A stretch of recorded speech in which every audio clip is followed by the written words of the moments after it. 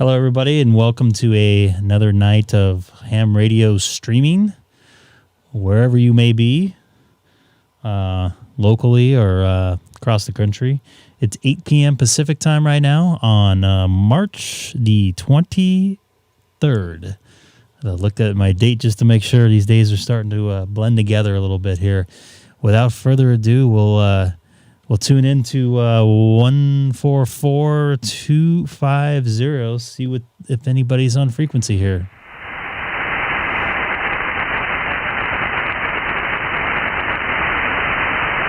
Kilowatt 6 Echo Golf Golf, monitoring 144250 from the beautiful city of Chino, 2 miles north of the Chino Airport. Hey Greg, how you doing? It's Ward W6WWD. How are you? I'm doing good, Ward. How you doing tonight? I just jumped up on the live stream as well. I was doing some testing a little bit earlier. It's nice to hear your voice again, as always. Absolutely, you as well. Well, again, I always appreciate what you're doing there. Oh, you got a nice signal in here tonight. I'll give you a report. The audio's great. So what microphone are you running? I'm going to stick back and stay with my RE20. It seemed to be the one that everybody kind of agreed upon sounding the best. You're, once again, a strong S9, and you're almost getting into the red with my preamp on. Just to let you know, I always run my preamp. So all the improvements you did since you first started, I remember you're coming like an S3, so you made some drastic, really good changes in your signal for me.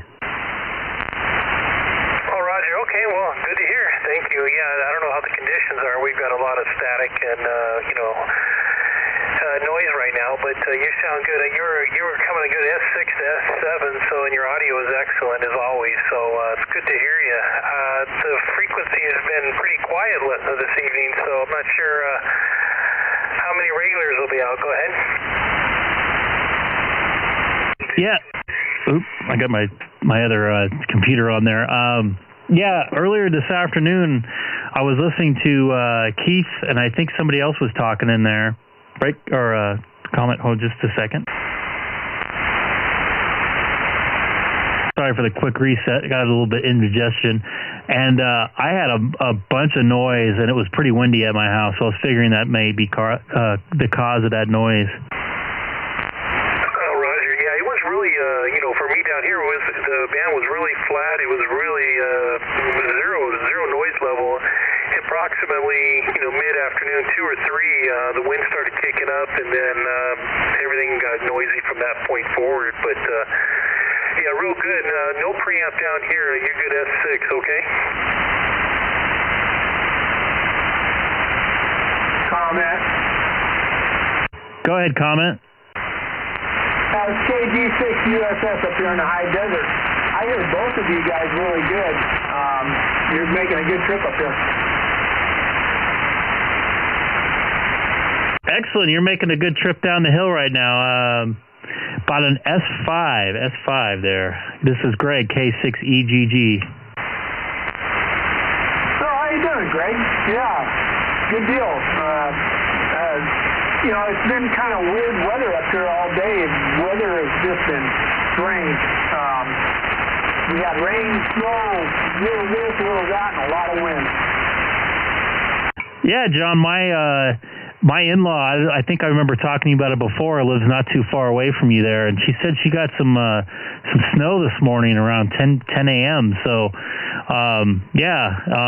wasn't expecting that in the high desert today, that's for sure, and I guess the wind was blowing through there as well. Yeah, I wasn't expecting it either. Last night when I walked out of the shack, it was clear skies and calm as could be. And then woke up this morning and the wind's blowing like crazy. The mountains are distorted with the clouds, and I was like, what in the world? Did I sleep through something or what? What was the other station that you were talking to there, brother?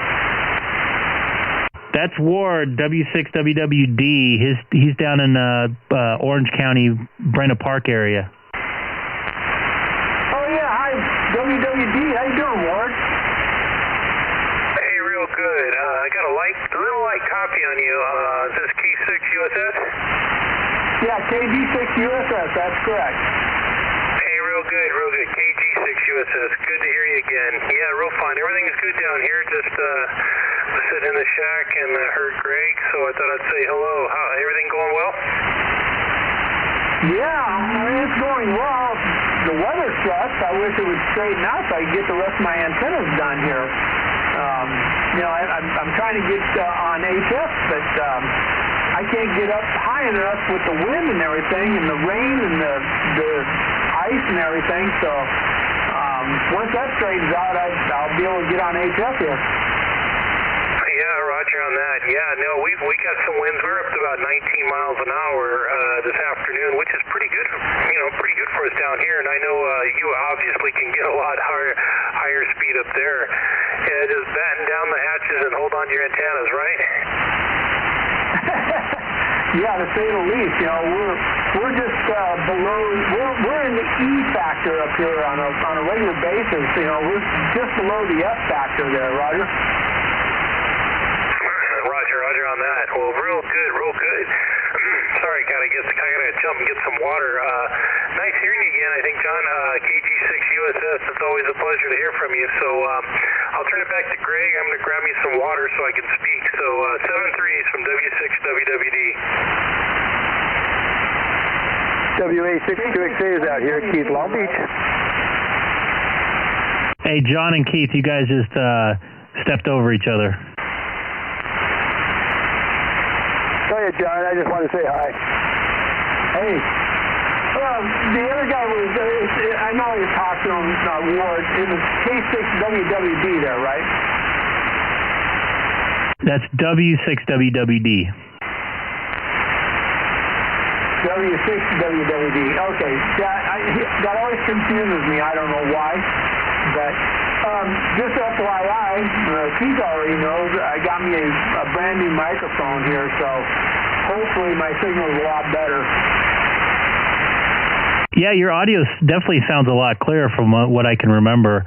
Talking to so many different people at different times and different noise levels, it's kind of hard to hear the difference. But I do remember you kind of being a little bit lower in volume before, so that the difference is definitely a lot louder, though. Good deal. I spent my money wisely, and that's the stimulus package, right? Excellent. What kind of mic did you get? Yeah, I got one of those Yaesu M70s. It was a replacement microphone for the MD100AX, I believe.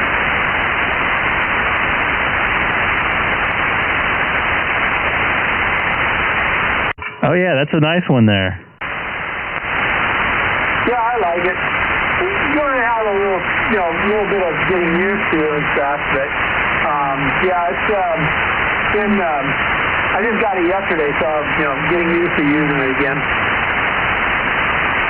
Yeah, I can hear your room in there too, so you could definitely you're definitely a lot louder and a lot cleaner. I'll send it over to Keith to see if he can make some contact with him down in Long Beach.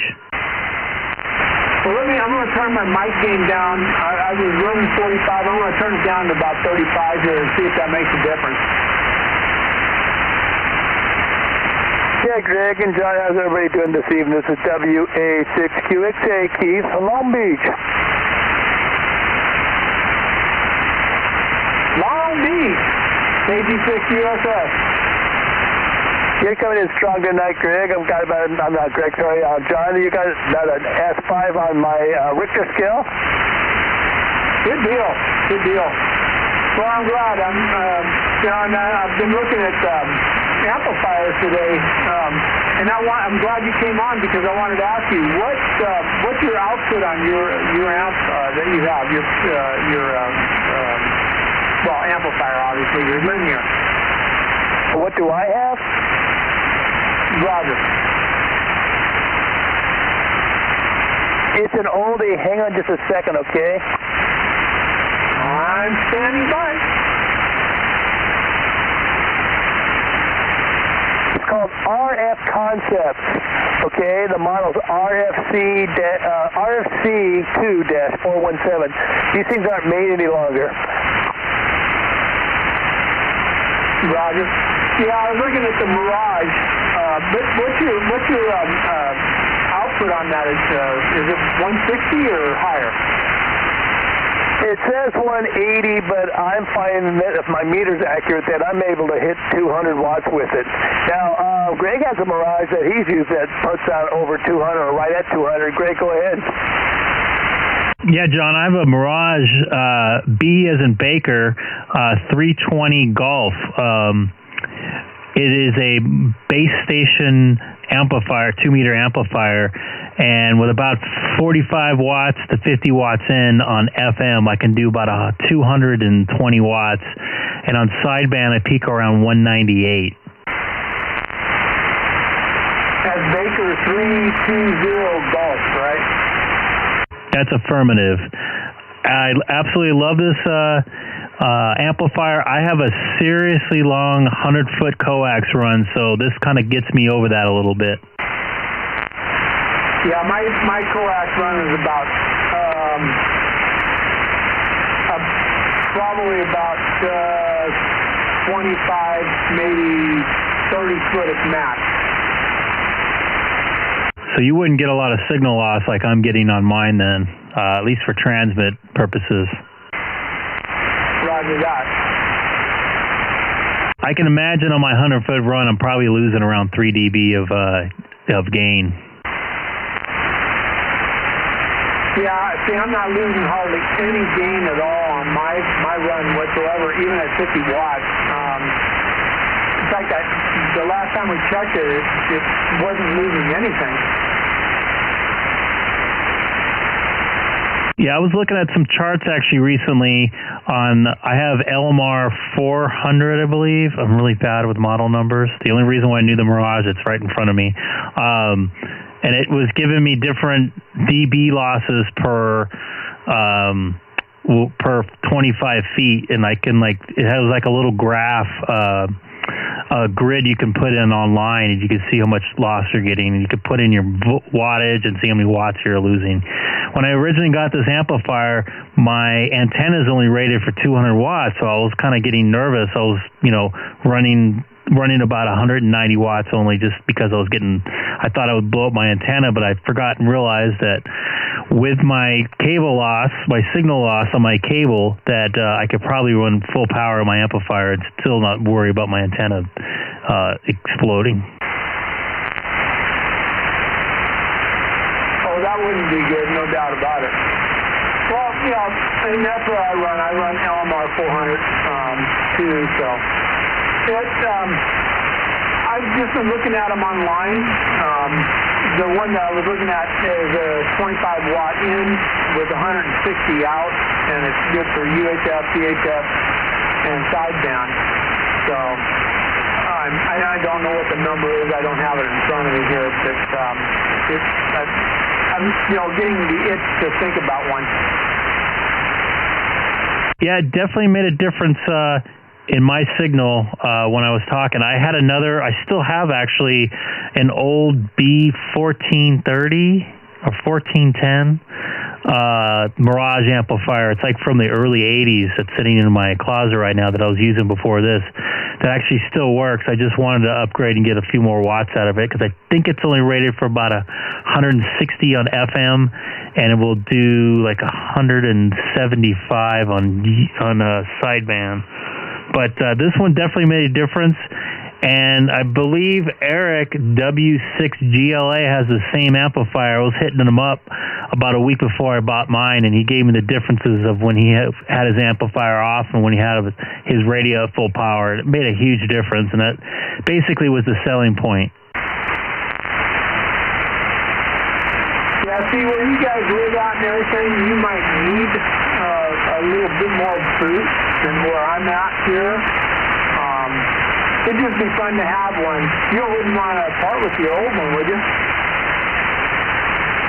I was kind of keeping it for a backup, but I don't see myself using it. This thing's been pretty solid. If it was going to fail, I'm assuming it would have failed with all the talking and yakking I've been doing the last 2 or 3 months with it. So yeah, probably going to get rid of it. I might do an eBay thing or something like that, or someone I know. I don't know what price it would be going for right now. I haven't looked at it on eBay or any of the selling sites recently. I'll give you $5. And we got the bidding going on, and we got one, and we got five. Let's get 10. I'll give you $6. Oh, I can't pass up $6. Well, and what was the name of that one that you have? Let me take a look real quick, and I'll take it over to Rob, or who I think that was Curtis out there. I'll be right back. I'll take a look. Hey, John, let me just say this about the Mirages, because I bought a Mirage, I used Mirage about a month ago, too. It's a secondary linear. And different models have different input-output, you know. The one that I bought, which I didn't realize till after I bought it, that it only allows 5 watts max input.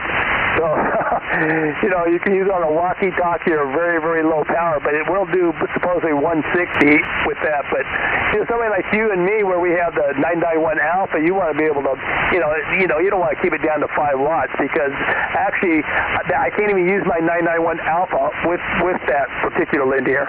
So just something to be aware of, okay? Yeah, Roger. Yeah, we have the variable power on that TRF power. The one that I was looking at was 25 in with 160 out. Curtis, you probably have a comment on that, don't you? Say that last part again. Fun. There's no doubt there. AJ60, and I think it was N6KX. Can't miss that voice anywhere. Yeah, well, that's one of the reasons why I bought the 9700, because 100 watts is actually quite a bit. I probably really shouldn't be running it that high, but when you of all the years that I've been hamming on HF, I never ran anything more than 100 watts. And it's just in the last 5 years that I bought a 800 watt amplifier, and once you start using it and you find out how people can hear you, it pretty much corrupts you. So you'll pretty much never want to turn the radio on without the amplifier. So that's the only bad thing. And I am running 100 watts right now there, John. Right. Yeah, see, I'm at 50. That's as far as I can go on here with this radio. But I noticed the difference, like on FM, like when I'm talking to Keith down there, he dumps on his preamp and stuff and bumps it up a little bit. Makes a big difference. Yes, it does. It does make a difference. I can hear it. He usually goes up about 2 S units whenever he says, "Wait a minute, how's that now?" Right, exactly. So, I'm toying with the idea. And John, I have the model number here if you're ready for it. Yeah, go ahead. It's a Mirage B1016. 10 watts in. I think the 14 is a 14 watt max in, and it does 160 out. And if you're watching my YouTube page, I can show you a actual picture of it live, or if you go back on the stream later, you can take a look at it right here. All right. Well, again, I know nothing about these as far as amplifiers are concerned for short wave and stuff like that. I can tell you everything you want to know about amplifiers or linears for CDs, but this is a whole new ballgame for me. Totally understand the same way here. What's your YouTube page? If you go to the YouTube search engine and type in my call letters K6EGG kilowatt 6 Echo Golf Golf and type in live, it should be the first thing that pops up. Okay, that's cool. I'll definitely take a ride on that and see what there is out there. Excellent. I'll be right back. I'm going to put this back into my my closet here. $5. Come on.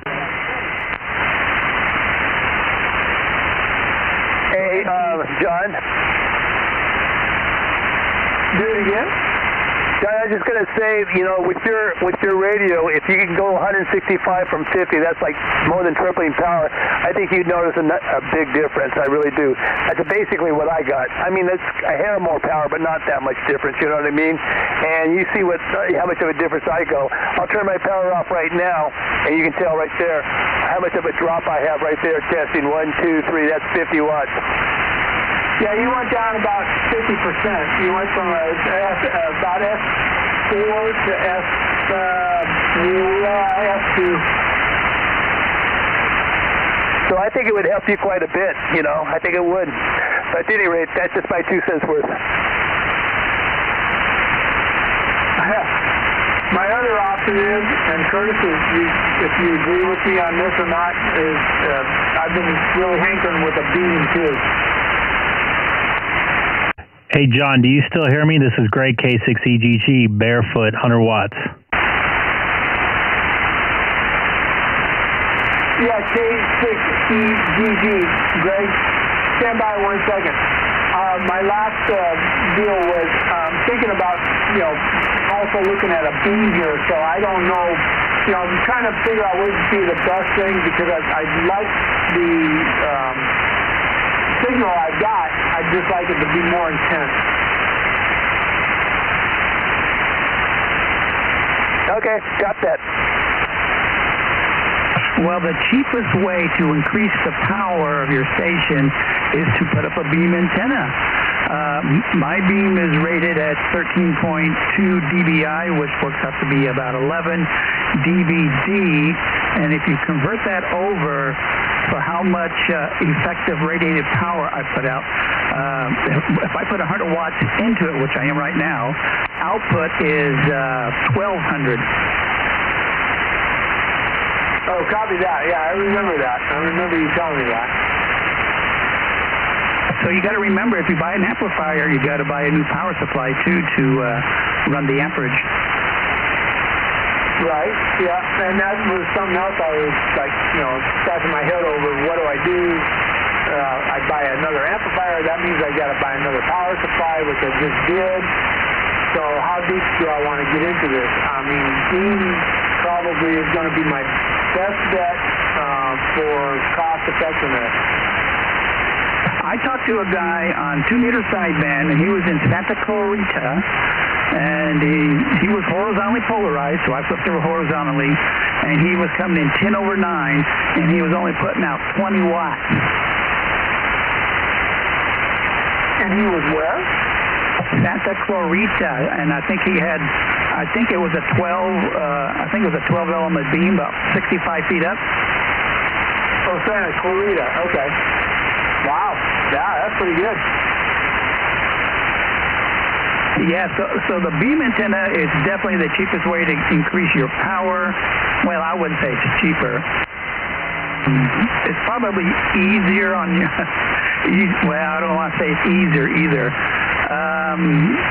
But, you know, the best of both worlds, buy an amplifier and buy a beam, and you're good to go. Okay, Curtis, you're not helping my problem here. Well, if somebody already gave you a free 9-element, 20-foot long beam, that would be the more economical way to go. I hear that, and that's why I'm thinking about all this. And that's what I think about all day too. So anyway, I'm jumping out of here and let Rob. I know Rob's in there. KJ6USS AJ60. Take it, Rob. N6KX. November 6 kilowatt X-ray. Good to hear you out there, Curtis. Kind of have light copy on you tonight, but my noise level's definitely up tonight too.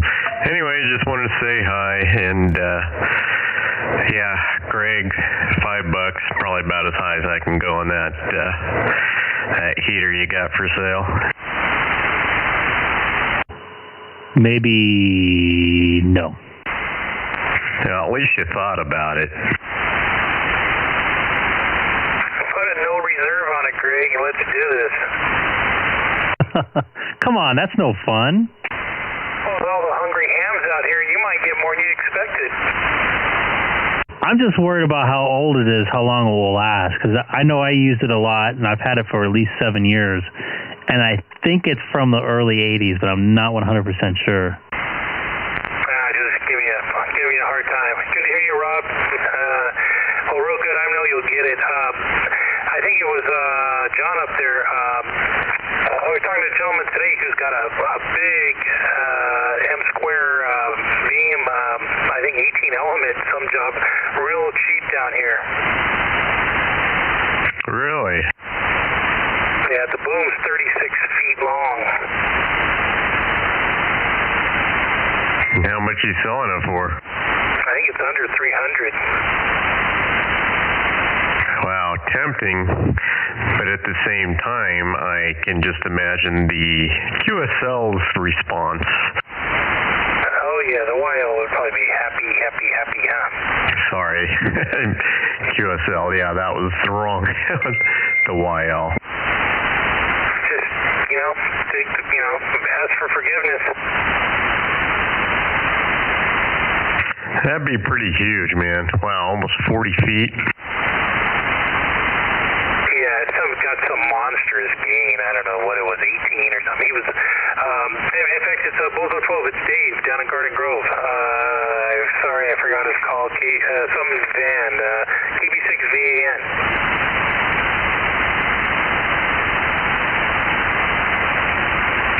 Well, I think I'll put my vertical antenna up another 5 feet and see how that does. Roger. We got a nice signal coming in this here, as normal. You are peaking on the third bar tonight as well.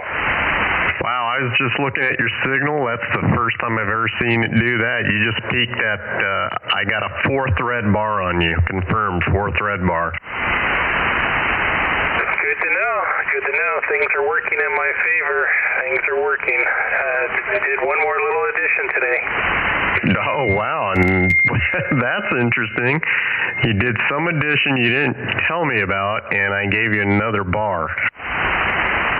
Yeah, I'd ordered a spool of wire, 1,000 feet, and I was going to try to build some antennas and all, and maybe run a couple extra vertical radials. And Fred, he says get that thing off the shelf. So I went outside, hooked it to the ground rod, ran it about 12 to 20 feet, and the rest of it's still in the spool, and it's just sitting there. And we did an SWR. I had all the prior and after, and SWR went down, and it looks like my signal went up a little. You're still hitting the 4th bar, so I've never seen it do that before. I always pay a lot of attention to everybody's signal, so wow, it worked. Yeah, end of story, it worked. Yeah, Ward, you're in the red with me now a little bit, peaking about 1 bar, sometimes 2. Wow, okay, well, goodness, that was an easy addition, and maybe I won't do anything else. I'll just let it sit there. But thanks for the report. I appreciate it. And that guy's trying Fred. I got to stop letting him spend any of my money. Of course, that last transmission you just stayed in the blue, but yeah, I've never seen you in the red here. So congratulations. Well, Roger. Well, thanks again for all you do. I'll be listening, guys. You have a good evening, and I'll be listening to the rest of the conversation. W6WWD. And just for that, for sure, I'm going to do some grounding in May. Well, yep, I'll say I'm a believer.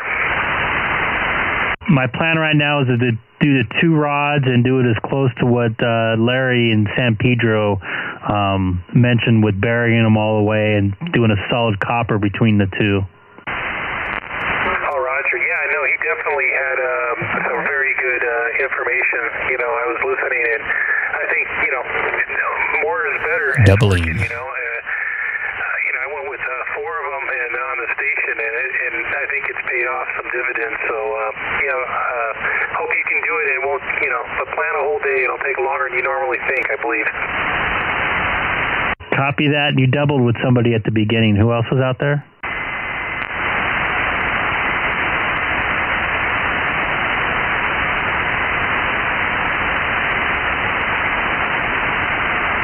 I guess maybe I was hearing something. No worries. I'll back out. I'll turn it over to you. Take care, everyone. I'll be listening. K6WWD. Oh, I got nothing to say other than I really want to have time to put some grounding rods in. Well, the only thing I can say is soak that ground really good or get a water jet just so you don't kill yourself beating them into the ground. Did you do the, what's it called, the pour the water in with the, like the bottled water? I've got a 5/8, concrete drill bit's about a foot long. And I cheated. I just put that into the dirt, poured some water in, went over to Home Depot, came back, poured some water, stuck the ground rod in, pushed it as far as I could, pulled it out, put some more water, and then after that, hit it with the sledge, hand sledge for maybe 5-10 minutes, and we were done. Normally it's a lot longer. Copy that. Can't wait till I do it. And for those of you watching right now, when I peak, my SWR peaks at 1.5. 1.5, it looks like. Hopefully I can split that in half. Well, I'll tell you what, and I'll get out of here. It's worked for me. I mean, today I had an SWR starting after everything I'd done at about 1.24. And after I just hooked up this extra spool of 14 gauge, it dropped down with the analyzer. I'm down to like 1.18. Oh my goodness. That made a huge difference in your signal too. Yeah, I guess so. And I took before pictures. I sent them to Fred, and I just took some after of the analyzer, and he was just chuckling along with me. Oh, I'm sure Fred was in heaven then. Oh yeah, he was a little excited. I think he was. I'm surprised he isn't chiming in and tell him he was definitely. Now he wants to go buy an analyzer.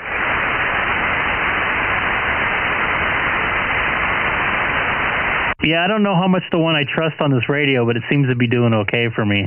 I just hope that it definitely improves my signal enough for the amount of work that it needs to be done, and the cable running in the attic for me, which I'm really, really, really dreading doing, but hopefully you can make it happen. Well, roger that. Get it done before it gets too hot, right? Because that's going to be miserable. So, all right, Greg, I'll let you go. Turn the frequency over, 73, and I'll talk to you again. W6WWD. Hey, Rob, I thought you weren't going to be here tonight. Am I here? Somebody that sounds just like him that has really good signal is here. You see, there I tricked you into saying I have a really good signal.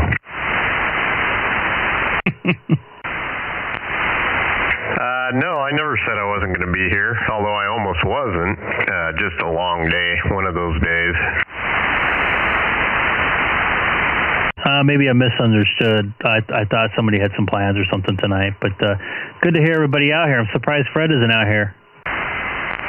I'm surprised you're out here. We get to have you out here two nights in a row streaming. That's unusual. Maybe 3 nights if I get off early. It depends. I'm supposed to meet somebody that's leaving work forever afterwards, so I'm going to work an early day and hopefully get off around 5:30 or 6 and maybe hang out there for another hour or so and then head on home. I should be home around 8 or 9, so I might be jumping on a little bit later than normal, but still might be out. Cool. Then I can get on here 3 nights in a row and watch the live stream and continue to see one extra red bar just tickling that plus 40. Dude, you're so close to hitting that 40. I think you can do it with some grounding. Well, I do have some grounding, but I can do more grounding because I bought that extra ground rod. So maybe that'll just barely get me there. But I've, like I told you before, after doing the grounding, I'm getting just one tiny little extra bar compared to what I was doing. Or if you get an amplifier. One that takes, 10 watts max? I think that's a normal input, and the max is like 14 watts or 18 watts. I can't remember. I had a little sticker on there to remind me not to put more than what it's supposed to do. To be honest, I would consider an amp, but if I'm going to do an amp, I would want a minimum of 200 watts. Otherwise, I don't know if it's going to make enough difference to me to make it worth it. That's kind of what I did, and actually, the 160 to 200 was a substantial difference. And I remember when I was first on here with Keith and Fred, they did notice when I did change at first. And Eric, he was a little further away up in Sugarloaf. He noticed a difference, and because one of the reasons he kind of, I wouldn't say he talked me into it, but he definitely led me in the direction of buying that amplifier. Well, it sounds good too. I mean, that's a good performer that you have there. So did you buy that used or did you buy it new? You told me the one you've got now that you're using is no longer made, right? I bought this new from Ham Radio Outlet, and it appears that I got the last one they have. I don't think they're making these new anymore. The Mirage B320Gs. At least I don't see them new anymore. Well, you timed that right. How long ago did you buy that? This was a Christmas gift for myself, right before Christmas. Man, you would think there'd still be some stock out there somewhere, no? I've kind of looked. There's like it says back order or something on it. Maybe they have a chip problem or something, but they're definitely not on Ham Radio Outlet anymore. If you don't mind, can you give me the model number again? Mirage Bravo 320 Golf. Mirage Bravo 320 Golf. Got it. And if you don't mind, how much did you pay? How much did they cost? I paid like $189, I think, with tax and everything. And it says on the hamradio.com outlet, whatever website, says out of stock, delivery will be delayed. So it doesn't look like Ham Radio Outlet has them anymore. Wait, that amplifier, how many watts is that amplifier? It says 200 out, but on FM it actually does pretty close to 220, 225. And you're telling me that amplifier was only $189? I'm sorry, $589. Yeah, that's more like it. It made a world of difference. I think I need a little bit bigger power supply. I can hear my fan kind of drag, which means it's probably not getting enough juice. But on my power supply, the meter says it's only doing about 28 amps full power, and it's rated for 30 continuous and 35. Hold on a second. 32 max. And 6KX, what power supply are you using?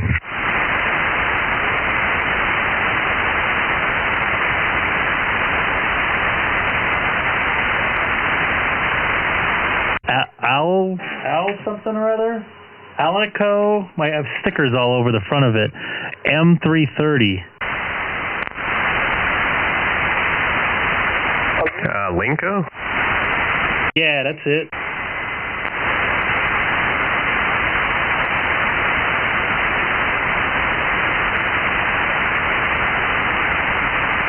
I was waiting for the Astron snobs to speak up.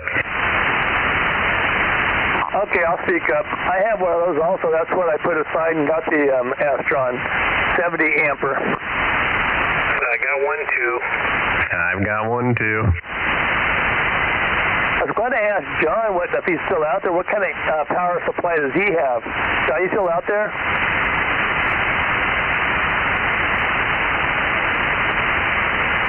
I guess not. My Astron's only the 35 ampere, but it's still an Astron. Yeah, and they're conservatively rated too.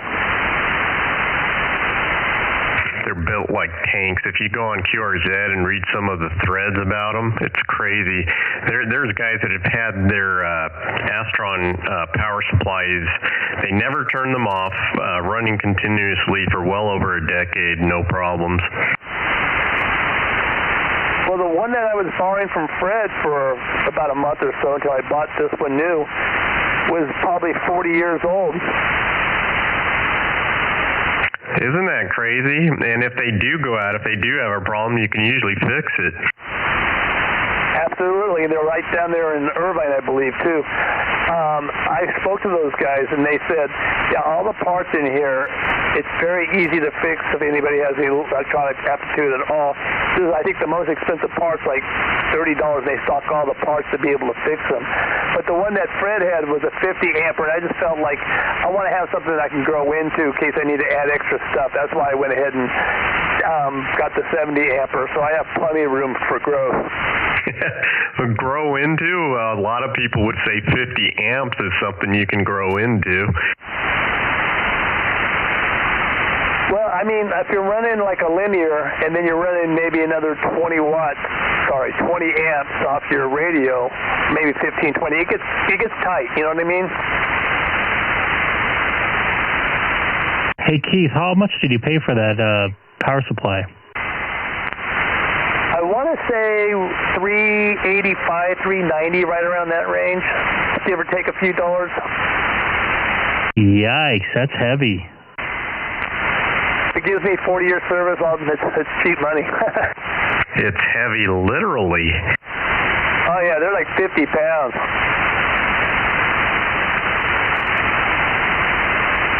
Do you have that super close to your radio? No, I have it on the ground, and I got my radio about 3 feet off the ground and 2 feet to the right of it. And it's 70 amps, you said? Roger.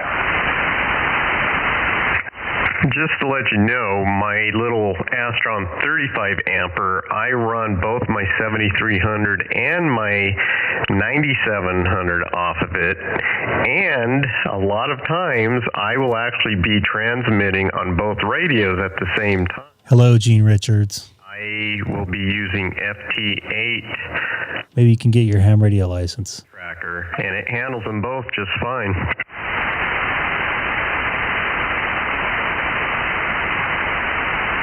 Hey, really quick, I just want to say hi to Gene Richards. He's watching the stream. He lives out in Palm Springs. Maybe he can get his amateur radio license. I'm sure he can pass his test very easily. Sorry, well, back to you guys. I hear Tony over there in Garden Grove is supposed to take the test possibly this weekend to get his general. Ooh, then we won't hear from him anymore. I haven't been hearing from him that much lately anyway. I heard him on when I was at my work QTH on 5.2. I think he's spending extra time studying, so maybe he's just not been on the radio as much lately.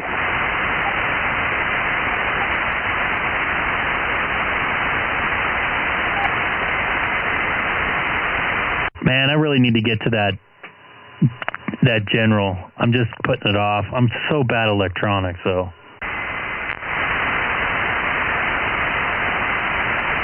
Yeah, if nothing else, you can just memorize the answers.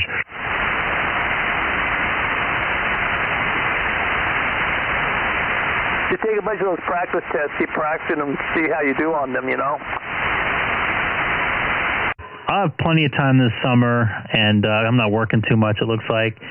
So with that being said, I'll have plenty of time to study, and hopefully the testing will go back to normal. They let you have quite a few wrong, too. I think it's only 70%. Correct me if I'm wrong. You have to get correct, right? You know, I got mine in 1977. I don't really remember. Yeah, you're right, Greg.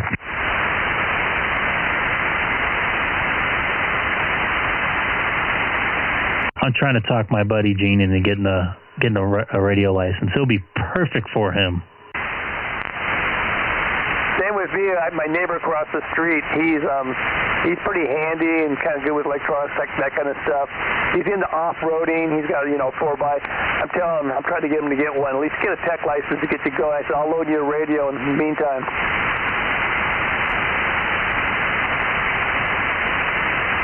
I don't think I'd be able to talk to Gene, though, where he's at. He's over around the San Jacinto Mountain there, so he's a little bit blocked.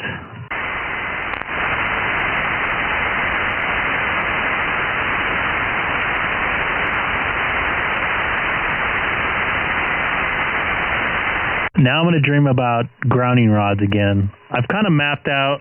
Do I have that piece of paper right here? Actually, I don't. I don't have it here, but I kind of drew a little diagram per Larry on what to kind of expect planning out my plan of attack with the installation and parts I need for that install.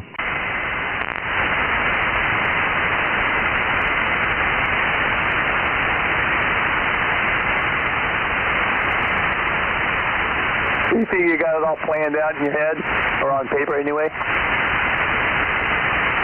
I put it most of it on paper. I kind of do that when I do little projects, like when I remodeled my office. I kind of like wrote every single part I needed down, even to screws, rack screws, and I was only off by about $17, so it worked out pretty good. This one's going to be a little different because I don't know exactly what I need, because I'm going to have to make the little cables between the grounding. What's that thing called? Not the rod, but we attach the different grounds from the units. What's that called again? Having a break. The answer to that? Say it again. You mean where you connect the flat strap or the wire to the ground rod? No, you take the cable in from the grounding rod. It's in your shack, and you connect it to like this little grounding bar. The bus bar. Bus bar. Now, on those things, you can get those from anywhere from little money up to as much money as you want to pay. I don't think you need to spend a ton of money on a bus bar. Get an inexpensive one. But have enough inputs for what you need,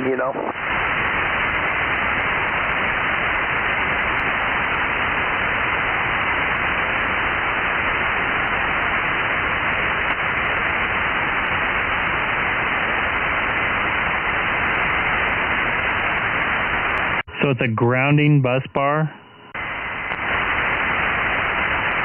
Say that again, Greg? It's a grounding bus bar?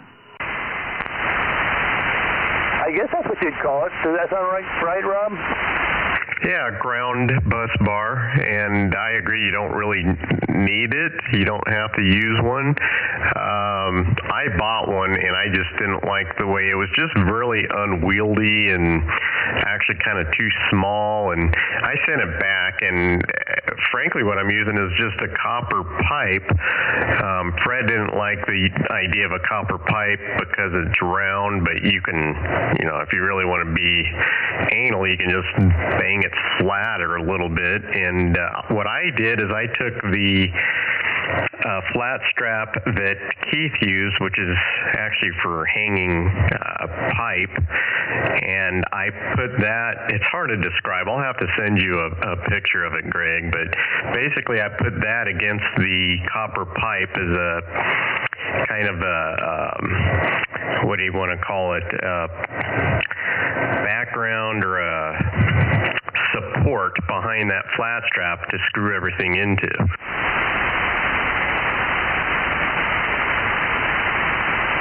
Interesting. So you just have like the bar like attached to the wall or something, like on you kind of rigged a towel hanger or something with it? That's what most people do. They attach it to their wall or even on the back of their desk. Right now, I actually just have mine laying flat on the floor, and then I have the flat strap from the radio down to the copper pipe on the floor, and from there it goes out the shack and to the ground rod outside.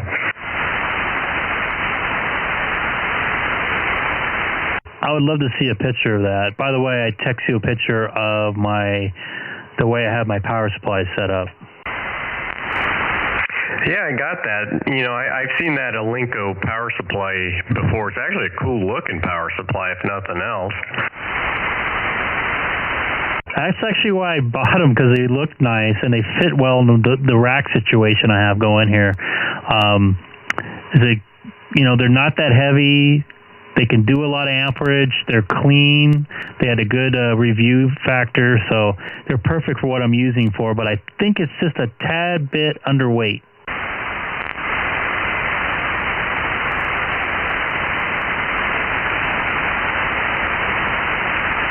I actually have two of those. I bought one, and then I bought a second one before I bought my Astron, and I keep the second one at work, and so that's what I'm using at work.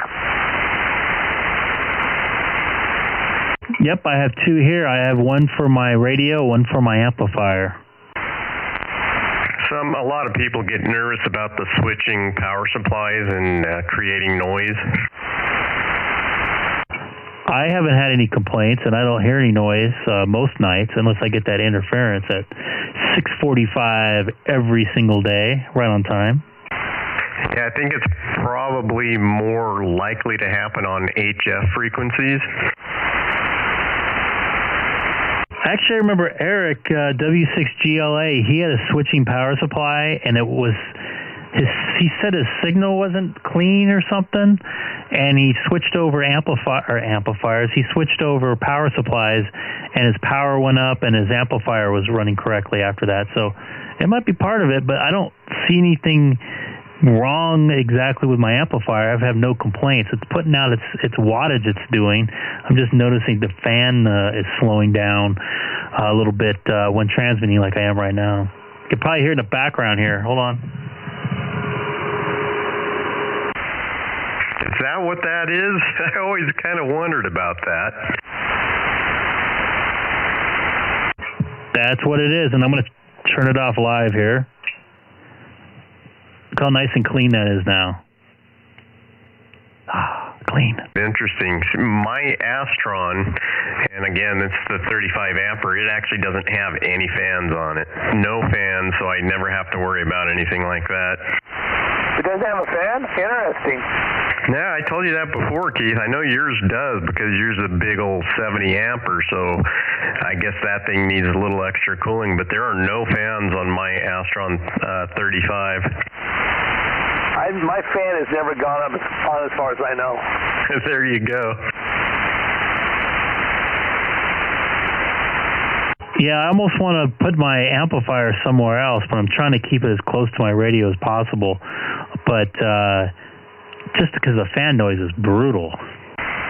You know, now that you told me about it, I'm going to hear it every single time.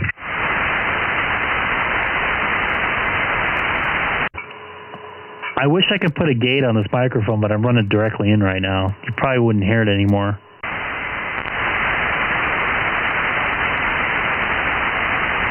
Well, if you want to make an immediate improvement to your audio quality, you know where to start. I wouldn't get a real expensive one, but I like them. The one that I like, I've got like 5-6 things hooked up to it right now, so it comes in really handy, makes things cleaner for me.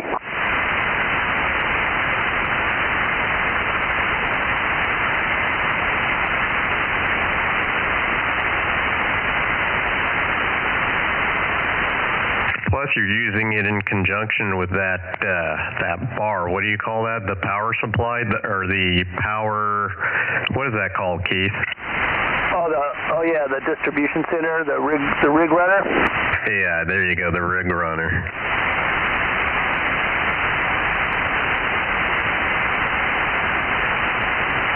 I like that thing too. Yeah, that thing looks cool. Thank you, Ward. Ward turned me on to that. There goes Ward, spending other people's money. Well, he got one. I got so impressed with it, I had to get one. And I'm lucky I got it because maybe I've told you the story before, but I got the last one at HRO. Oh, no, actually, I didn't know that. The thing that I like about them is, especially like you, when you start plugging so many different things in to the power supply, it gets more and more difficult the more you add. So that thing's really nice, makes it really convenient. Yeah, I mean, of course, I've had it for a few weeks now, but I got the last one at HRO. Supposedly they have some in stock, well, 2 weeks ago anyway, at some of their other stores. I checked Gigaparts. I checked, what's the other big company out there? None. Then I called the actual factory. The factory's in Northern California, as I recall. No, Washington, I believe. And I called them. They actually sell to the end user, but they don't compete with their, their distribution centers, their distribution chain.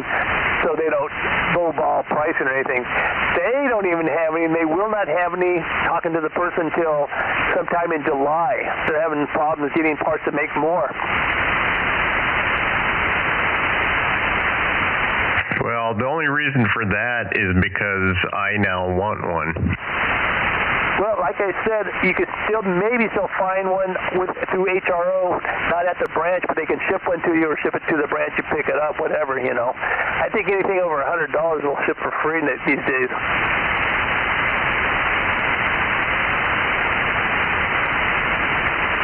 So, Greg, the bus bar, the shack ground bar that I have, it's probably, let me look, it's probably 12 inches long.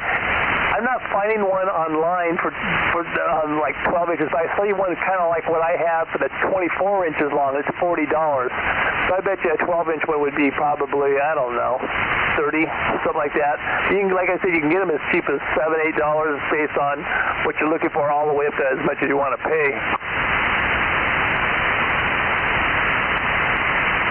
My buddy Gene texted me. He said that they have grounding bus bars at Home Depot, so I'll have to check that out.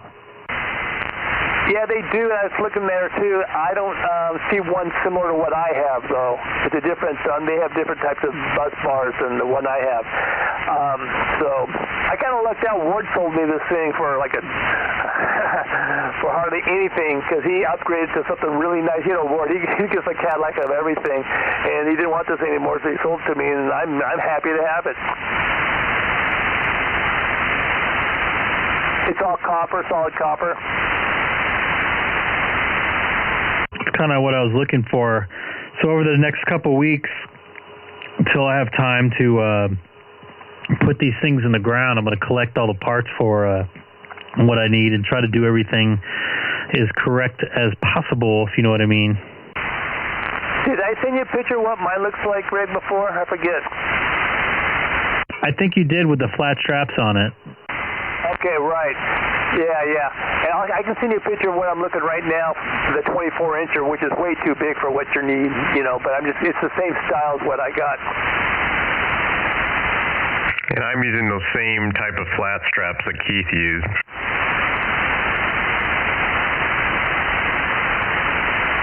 I'm probably just going to go with the AWG6 cable and just kind of crimp connectors on it.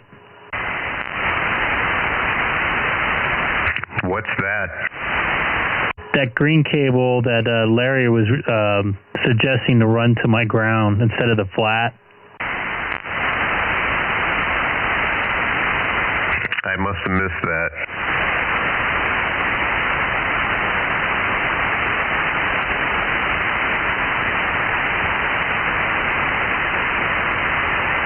Is that a regular copper wire? What gauge is it?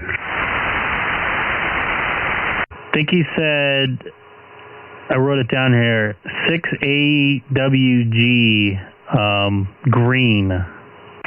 Oh, okay, gotcha. Who was it that recommended that? Larry, November 9, Quebec Echo from San Pedro, I believe. Okay, I gotcha. All right. Wasn't he saying, though, that if you use that stuff that it should be, or maybe he was just talking about the stuff that's outside from ground rod to ground rod, but I thought he was saying that you should use non-jacketed wire. That's for ground rod to ground rod buried. And he actually suggested stripping the shielding, the plastic off the ground wire if you're going to bury the buried part for the run to your radio. Gotcha. Yeah, that makes sense. I guess it becomes part of the ground there, the whole grounding system. Now, I know Fred doesn't like wire because he says that will turn into an antenna of some type, but I was thinking about that, and I think you would be okay as long as you're using some kind of flat strap from the radio to the bus bar. According to what he said, unless you get in the HF bands, it really doesn't matter, and it's more of if it duplicates a ground. Trying to think of what he said. I have to go back and look what night it is. I labeled it on my YouTube description for that night. It says it's call letters and talking about grounding, but I think it said it would have to be like the same length as the antenna or something for it to make another antenna. Yeah, or a certain wavelength of it. Yeah, that makes sense. So, Rob, I'm looking at these ground buzz and stuff like that, and I've read an article about the plumbing pipe, and people are saying, yeah, this is like nothing wrong with using that. Well, that's good to know. Hey, this is KM6JSC. I don't know who's asking about the bus bar, but if you go to my QRZ page, you can see what it looks like and how it's set up. Is that Sean? Yes, sir. Copy that. I'll check that out. By the way, I saw you updated your page there. You have some nice looking antennas on there. Thanks. That's the Diamond X200, and the HF one is a Comet CHA250B all-band vertical. That's a perfect picture, Sean. Greg, if you check that out, that's exactly what I was talking about, how a lot of people just put the bus bar on their wall. Hey, where did you get that bus bar from? HRO in Anaheim has them. It was like $20 or something like that. And the green wire is going to your ground? Yeah, the solid cord is going through the floor and out to an 8-foot ground rod, and then everything else is bonded from like the PC, the power supply, and the radio. Copy that. That's a very good picture. Now I get a total visual. And that's a 12-foot bus bar? 12-footer. No, that picture, it's only like a 1-footer. 12-footer. 12 inches, I mean, sorry. Yeah, that would have been a lot of copper, but yeah, that's the foot-long model. I wonder if that's pretty much what I got. I need to look at your page to see what you got there. Yeah, I heard somebody earlier talking about it, so I was like, oh, let me fill that up real quick.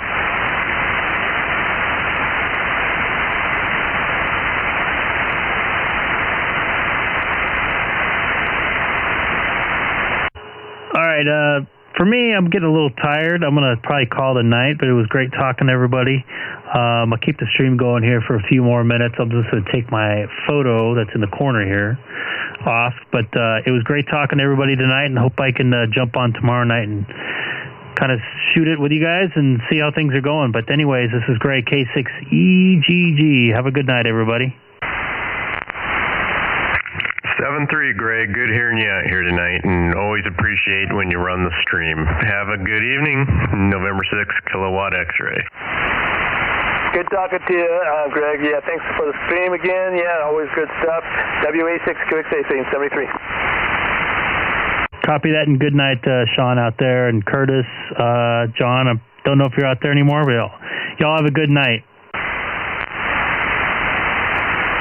I'm going to keep the stream going, just lose my picture here, so everybody listening online, you can still hear the stream for the locals here.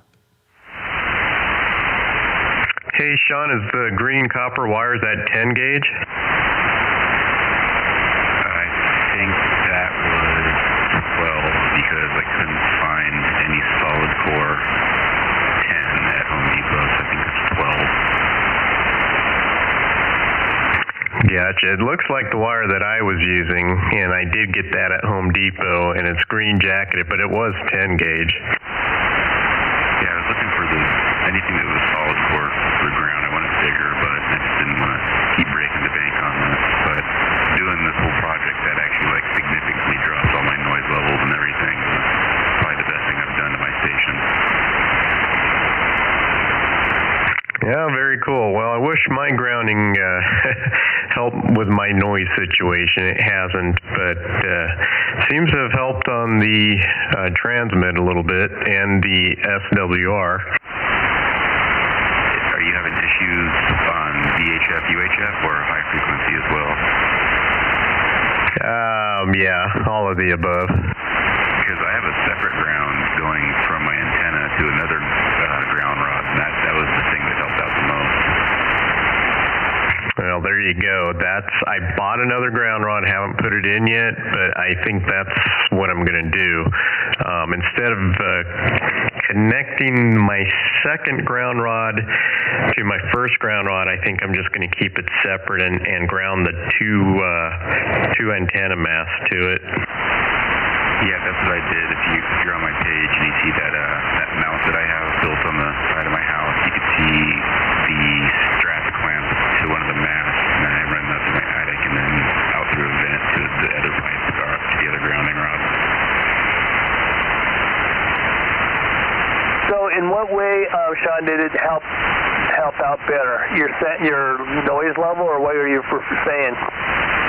Yeah, the noise level is just, it's pretty much not, I mean, it's always there on HF, but it dropped it significantly, like to the point where it was like, okay, I can actually hear people now, and transmitting, I don't know if that really helped that much, but it definitely just dropped it down because there's so much noise going on over here. Okay, and that bus bar, is it pretty much just a bar? Like mine has kind of like feet on it, so it's kind of like an upside down, if you will, U. I don't, for lack of a better description. Yeah, it's just like somebody taking a flat piece of metal and laying it on like two little like wood blocks, basically. Okay, yeah, mine's similar, but like I said, it has feet to it, so I mounted it to this little piece of wood and everything, and yeah, that's the whole thing I was trying to get across to Greg is you don't need to spend a couple $100 on a grounding bus bar for your shack. Yeah, this thing was pretty cheap. Who was who were the guy at HRO in Anaheim that likes to talk a lot and help out? That guy, he's the friendly one. Bob. I think it's Bob, yeah. Yeah, Fred had it out with Bob a couple of weeks ago. Did you hear about that? Oh God, no! Was it over radio? No. He was like calling up, and Bob's like, I don't know if you've had to make orders on the phone, but Bob's like, we gotta hurry! I got 5 phone, 5 people on hold, blah blah blah. And Fred just finally had it and saying, listen, I'm a paying customer. I'm trying to give you an order here, and you're like making it worse because you're like, you give me all this guff and everything. Bob, he doesn't want to do business with Bob anymore. He wants to do somebody else, like Bill or whatever. He's been doing business, I guess, with Bill for a long time, the older guy. I didn't hear about that, but it's kind of funny. I could just hearing that and picturing it in my mind how it went down is pretty funny. Well, it was pretty tough when you had to order by phone all the time, because like if that's the only way you can order, they need to get some more help to man the phones because people have to call in to place the orders all the time, order takers, and so I know what it is. I know what it was like because I was doing the same thing. It was crazy. It was getting old. age-wise, I'm on the cusp of before the internet when you had to do it the old-fashioned way. So I can kind of feel the pain, but probably should have just taken the order and not said anything like that. Especially if it's something like Fred, who's probably spent like close to $250,000 on all the equipment. Yeah, he's a good customer there, that's for sure. But yeah, I'm just glad that the doors opened again. I actually went inside an HRO for the very first time ever last week. You mean up to that point in time you've never been inside it? That's correct. Never ever had been inside. So like when you get stuff, you just always have it shipped to your house? Yeah, when I got my 7300, and I think that was actually just before, not long before the pandemic hit, and I just ordered that off, what is that, MTC in Texas is where I got that. So yeah, I'd never been inside HRO. Oh, okay. Man, I've been there many a time. It's funny though, some of the people that work there, I'm not going to say too much, but considering that's a sales job, some of those guys aren't all that helpful or friendly. Well, Bob is the only guy besides Janet that's a full-time employee. Otherwise, everybody else, from what I understand, are just part-time employees. So it's like a part-time gig, Yeah, that makes sense. Yeah, Bob actually told me how much in sales he did last year. Oh my gosh, it was a high number. My mouth just about hit the floor. Yeah, Bob's pretty cool. He's the one that took the time when I went in there when I was first getting started and had a bunch of dumb new guy questions. He was actually the one that took time to explain it instead of just kind of brushing me off. But so he gets my business. Who's that? Are you talking about Bob? Yeah, it was Bob. Yeah, Bob, when I first bought my first radio when I got back into it, this was like October, Bob wasn't in. Maybe it was a Thursday because that's the day he has off. And Michael, the really heavy-set guy, helped me. And, I bought like an FT3DR, I bought a GP3 N10, and the bill was like $800 for buying a handheld, with all the accessories I bought with it and stuff like that. Then I went in a second time because I was really struggling just to get any stations programmed. And so can you just program one station? I've had this thing for several days. I can't even talk on it once yet, and he kind of was like, come on, man. But anyway, he wasn't that nice to me. So the third time I went in, Michael wasn't there, and Bob helped me. And he was super nice, and he gave me a discount. I said, are you kidding me? I've never been given a discount here before. So anyway, to make a long story short, Bob, when he can, he gives me discounts when he can. Yeah, that's how you get on my good side discounts too. Good on you. I've never actually gotten one like that. Yeah, he does that to me too. So yeah, he's my man, I use him. It's funny because I'm telling you, a lot of times when I would call in to place an order and somebody will answer the phone and I'll ask for Bob and they'll say something like he's busy with another customer or he's on the line.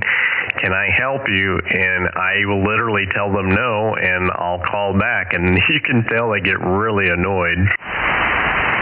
I'm the same way. I ask for him if he's not available. I said I'll hold or I'll call back, because he's proved to me that he's good. He's giving me discounts and everything else and all that stuff. So he's the guy that I deal with. Not to mention the fact that he actually knows what he's doing, what he's talking about, and that goes a long way too, because some of the other guys that I've talked to, boy oh boy, they come across really arrogant too, and Bob doesn't do that even though he really knows his stuff. Yeah, that's what I'm saying. I was going in there like twice a week for a while, buying this, buying that, buying this, like accessories.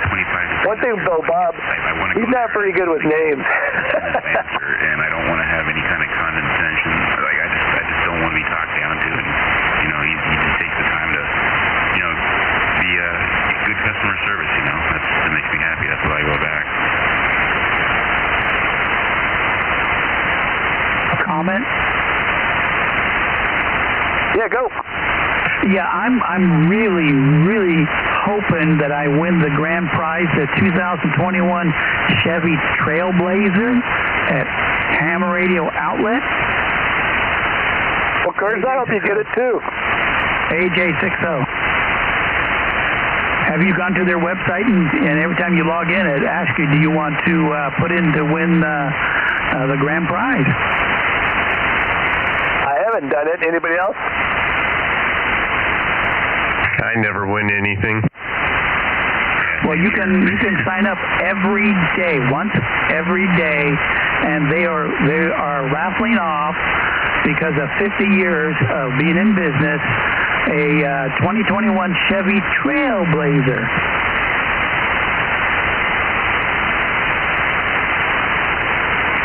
Yeah, I've definitely seen it there on their website, but I haven't taken the time to submit any application or whatever it is you have to do. Yeah, you just put your call sign and your name, and that's basically it.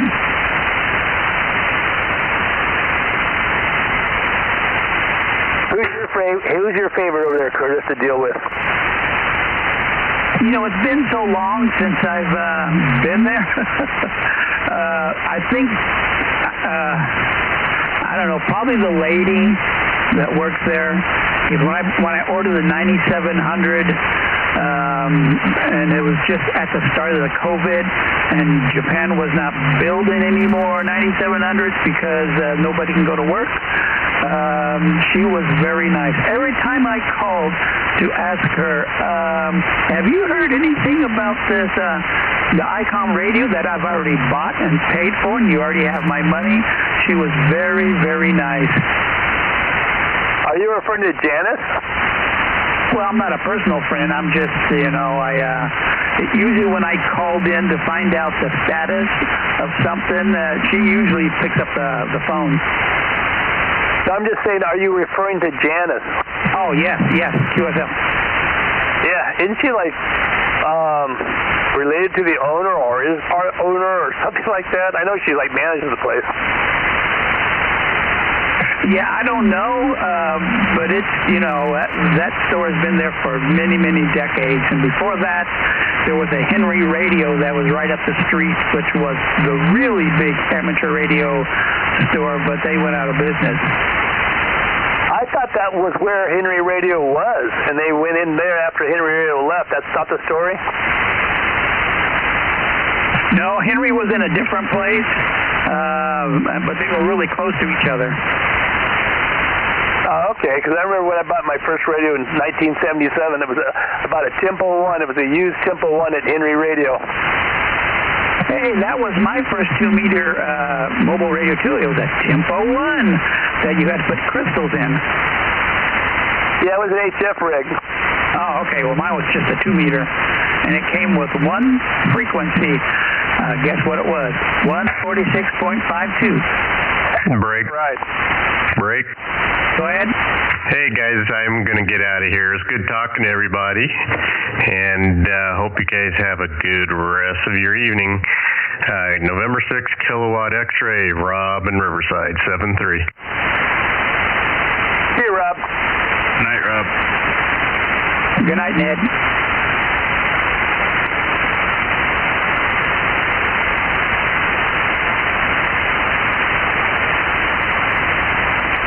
Anyway, amateur ham radio outlet, they definitely have a lot of my money I've spent in the last few years, and I don't regret it at all. I spent kind of a lot of money just the last 3 months.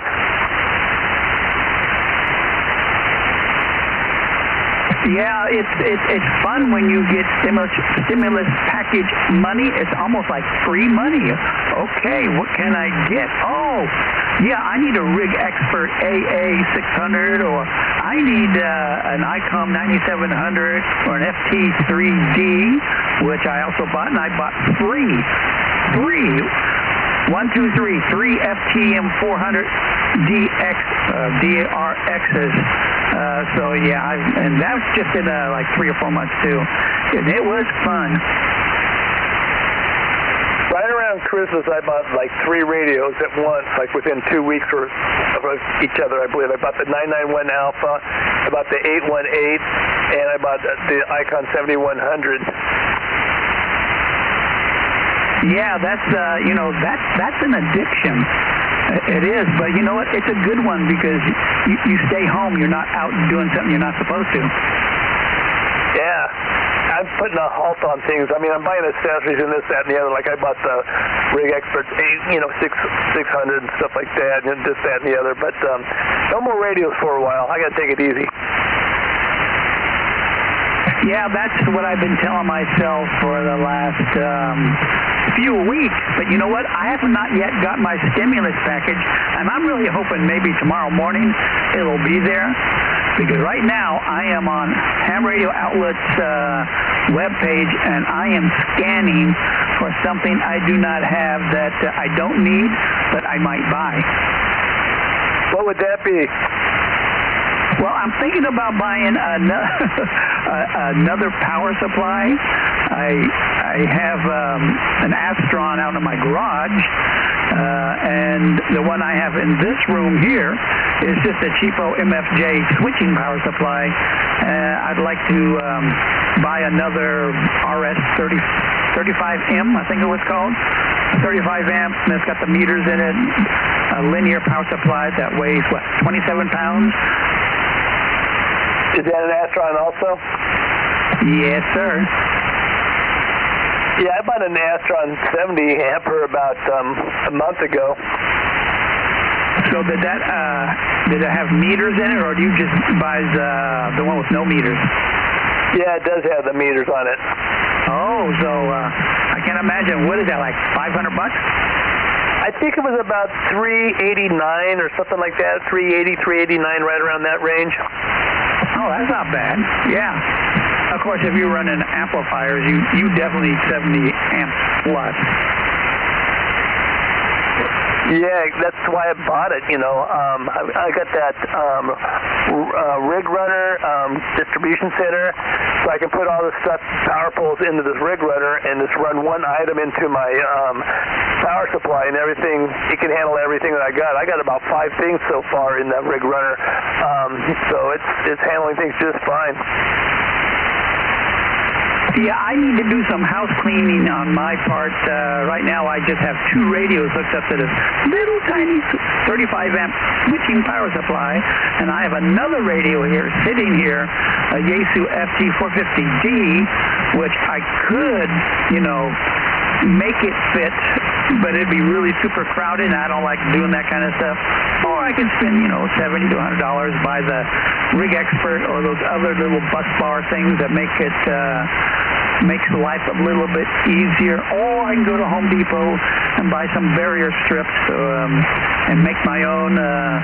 So there's a lot of things I could do, but I really think I'm going to buy a new linear power supply soon.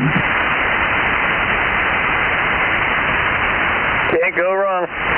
All right, gentlemen, I'm going to slide out of here, too. It's great talking to you. It's been a good evening. So with that, 73 to you all. This is going to be WA6QXA. We're going to be checking out. Okay, Keith. Yeah, I'm going to jump out of here, too. And probably talk to you later. WA6QXA and also KN6JSV. AJ60 going that way.